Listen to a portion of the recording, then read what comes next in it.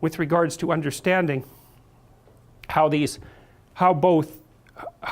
fundamental biological systems operate and how they manifest themselves in personality and in story. Because you do that all the time. You tell a story about how you got angry, and it's basically a story about being dominated by a particular kind of sub-personality, which would be hypothalamic, and exactly how you manifested that and what the consequences were. And you know, I was very mad at this person, but I knew I couldn't get too upset because, and that's a good story that indicates both the highly motivated nature of the original response tendency and then your immediate proclivity to have to figure out how to negotiate that expression within a social space so that the medium to long-term consequences are positive rather than negative.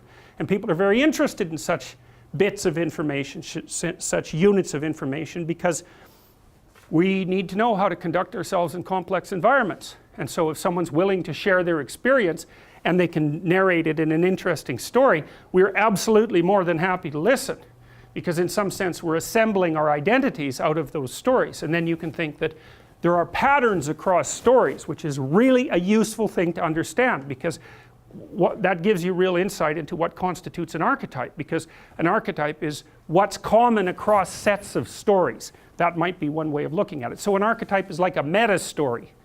And so part of what we're going to turn to now in this discussion is a description of certain meta stories. And there's a particular meta story that I'm most interested in, and that's the story about how stories transform themselves.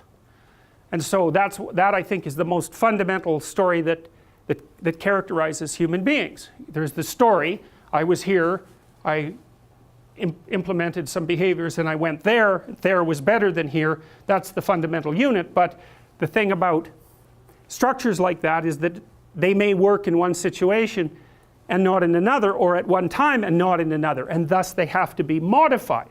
And it was partly for this reason that Piaget, as his career as a developmental psychologist progressed, started to understand that it was more important not so much to understand the given structure of a knowledge structure, but to understand the manner in which knowledge structures transformed.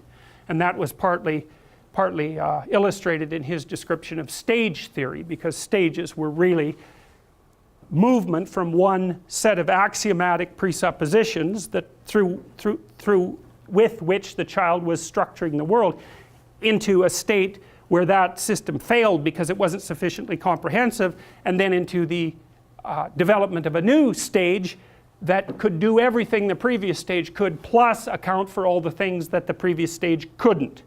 So that's also why Piaget believed that knowledge actually accumulated, because each time there was a transformation, the new structure had a wider range of application than the previous structure, even though it kept all the advantages of the previous structure. And so that's a good way of conceptualizing progress, because it's not that easy.